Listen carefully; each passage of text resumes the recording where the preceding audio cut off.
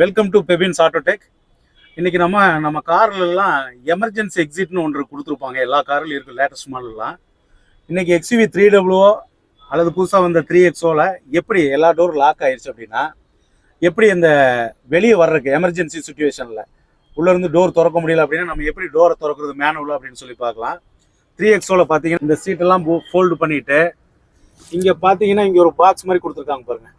இதை ஓப்பன் பண்ணுங்கள். ஓப்பன் பண்ணிட்டு இங்கே ஒரு உள்ளுக்குள்ள ஒரு லிவர் இருக்கு. இதை வந்து ரைட் சைடில் திறந்தீங்கன்னா